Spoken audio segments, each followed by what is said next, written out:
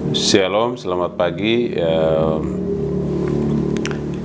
Yang saya hormati Pak Bupati Kabupaten Duga beserta jajaran, yang saya hormati Pak Ketua DPR beserta jajaran,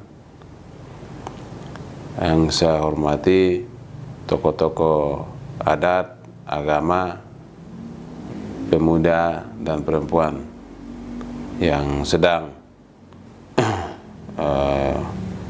terlibat dalam musrenbang Kabupaten Duga pada saat ini, yang hadir. Saya pertama-tama mengucapkan syukur kepada Tuhan atas berkat perkenannya sehingga pada jam ini saya dapat berbicara dengan Bapak Ibu di Kabupaten Duga. Yang kedua, kita juga patut mengucapkan syukur kepada Tuhan karena sampai hari ini kita semua masyarakat di Duga mengalami banyak situasi yang membuat kita kecewa, banyak keluarga kita korban, ya, pengungsi di mana-mana.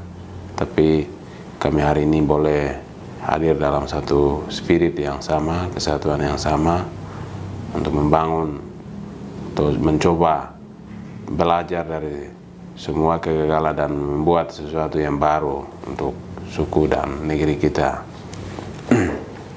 Baik, saya diberi waktu 3 menit oleh Bapak Kepala Bapeda yang berkaitan dengan pekerjaan atau isu yang sedang kami kerjakan di lembaga kita, itu isu pendidikan.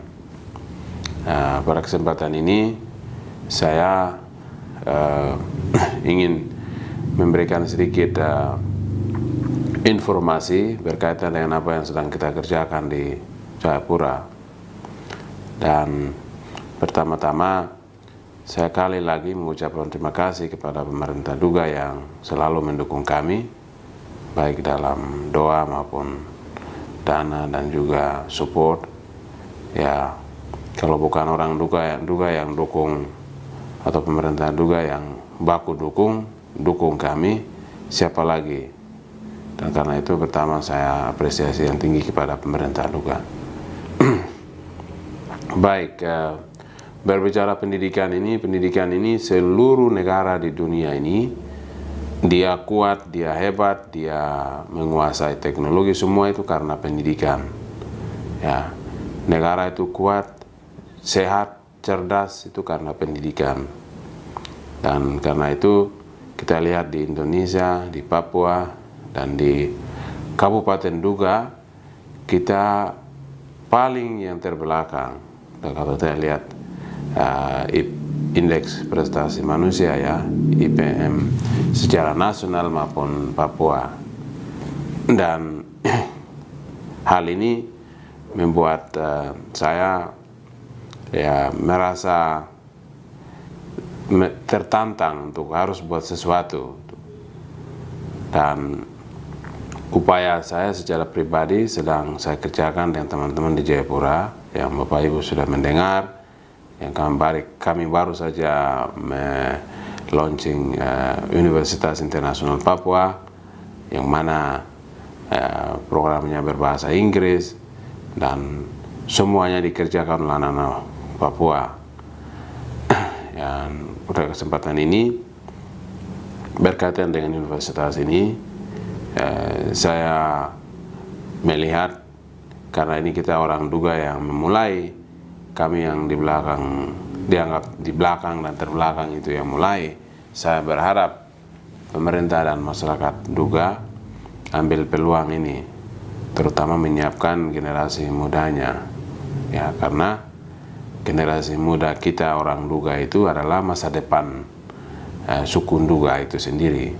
Jadi kita harus investasikan, fokus, baik anggaran, regulasi, fasilitas, itu harus secara konsisten harus kita siapkan.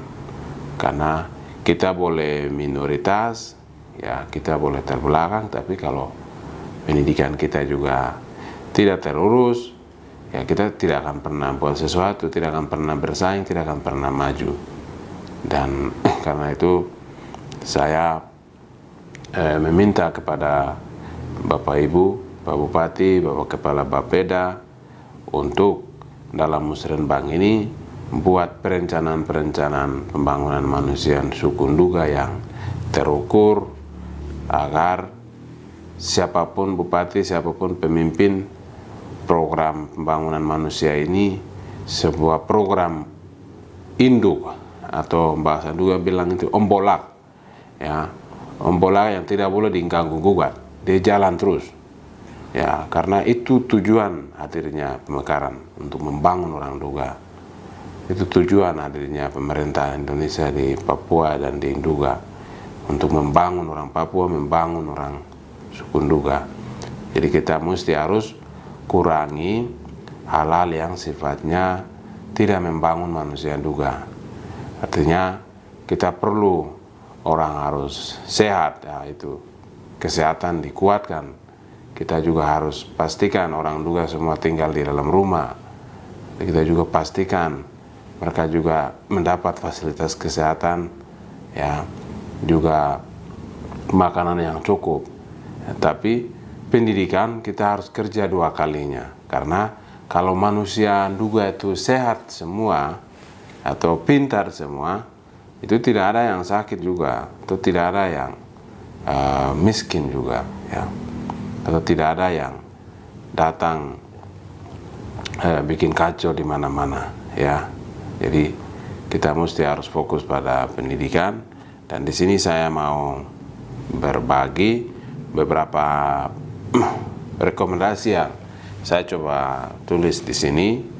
Ya, pertama itu dalam perencanaan atau musrenbang ini saya mau berpesan, pertama itu mesti harus menyusun rencana induk dan rencana aksi di bidang pendidikan di semua tingkatan pendidikan, baik SD, PAUD, ya, PAUD, SD, SMP, serta target untuk capainya harus terstruktur dan terukur. Ya, kemudian yang berikut menyusun data, ya, data dan informasi itu harus valid dan terkoneksi dengan data pokok pendidikan sebagai data utama nasional, agar menjadi perhatian pemerintah pusat sebagai dasar perencanaan dan penganggaran pendidikan dalam rangka mewujudkan Indonesia yang cerdas dan Papua yang cerdas dan Nduga yang cerdas. Kemudian yang berikut saya tekankan lagi di sini, menyusun kurikulum berbasis budaya sebagai jembatan atau bridging masuk pada kurikulum nasional yang menjadi dasar acuan kesetaraan pendidikan secara nasional, ya. Karena kurikulum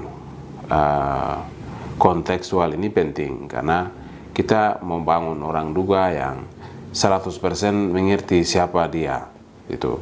Jangan kita bangun orang Nduga yang setengah-setengah, tidak mengerti budaya, tidak mengerti bahasa, atau dia pintar bahasa Inggris tapi tidak bisa bicara bahasa daerah, atau dia sekolah tinggi tapi tidak mengerti perasaan dan adat istiadat orang Nduga. Ini nanti manusia yang setengah-setengah, dan ke depan kita susah untuk mengarahkan orang-orang ini kalau sudah besar. Jadi saya pesan lagi, ini penting, mesti harus dibicarakan, bekerja sama dengan gereja, bekerja sama juga dengan lembaga adat, nilai-nilai adat yang nilai-nilai budaya, tatanan adat yang ada di Nduga, norma-norma itu mesti harus diajarkan anak-anak di PAUD, SD, SMP.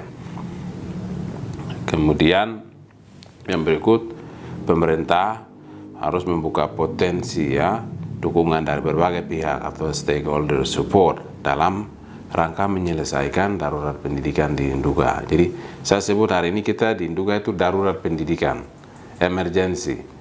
Jadi kalau emergency, darurat itu kita tidak bisa lama-lama, kita tidak bisa tawar-tawar, kita harus selesaikan. Nah, kemudian pemerintah juga saya berharap pola komunikasi dan koordinasi antar pemerintah secara kelembagaan, pusat, provinsi, kabupaten, dan universitas atau pendonor-pendonor perlu ditingkatkan dan harus ada terobosan besar dan terukur. Artinya pemerintah ini walaupun semua fasilitas finansialnya ada, tapi harus buka diri. Misalnya kerjasama dengan Freeport, kerjasama dengan UNICEF, ya, badan-badan PBB yang ada di sini. Orang UNICEF atau donor-donor itu mau bantu, itu berdasarkan data, informasi yang jelas. Kalau pemerintah kita siapkan, itu mereka bisa kolaborasi. Ya, di sini maksud saya harus kita buka diri yang namanya berurusan dengan pendidikan dan kesehatan. Karena ini HAM. Kesehatan itu HAM, pendidikan itu HAM. Jadi kalau kita tidak promosi, kita tidak menyuarakan, orang di luar sana juga tidak akan bantu kita. Nah, yang berikut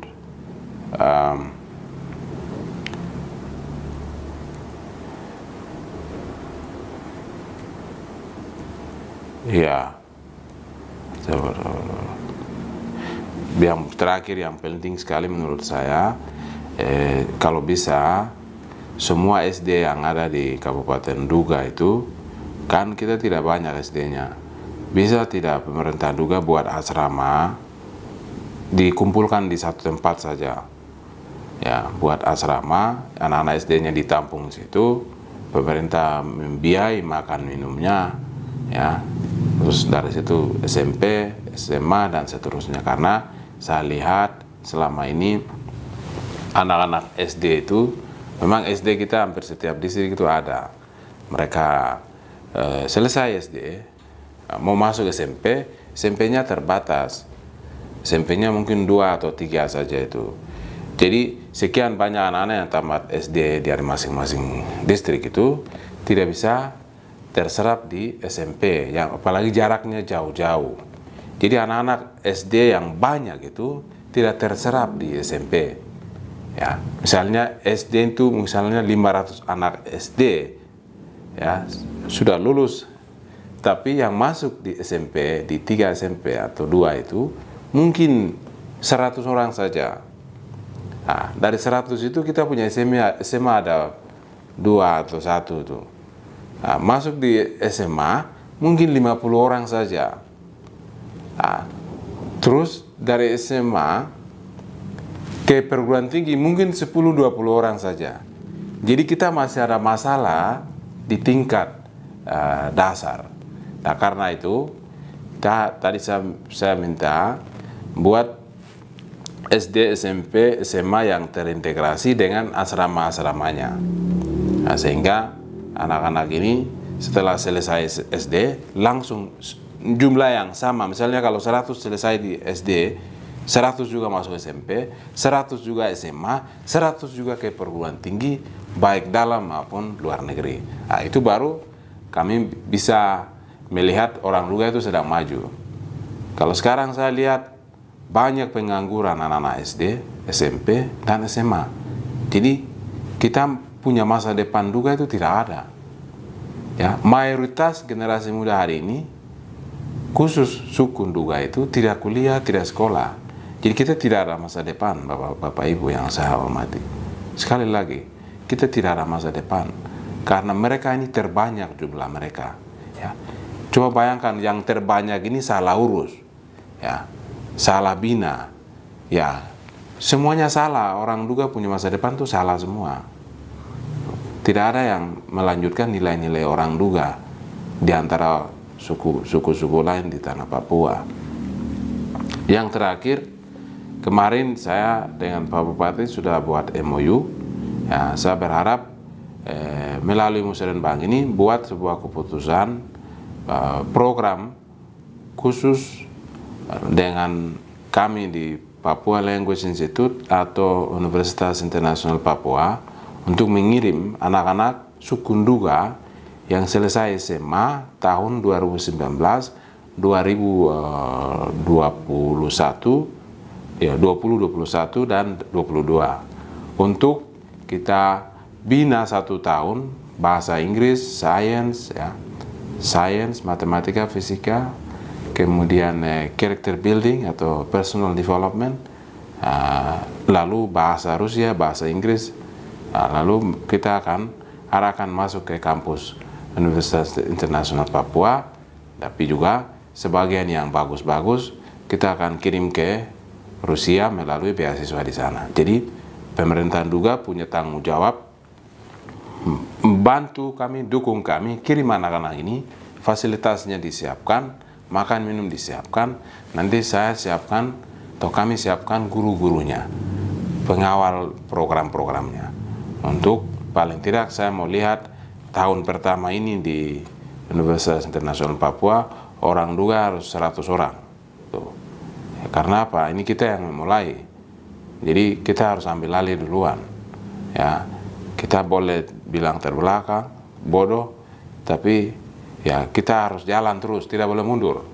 Ya, kita jalan pelan, tapi tidak boleh mundur, jalan terus.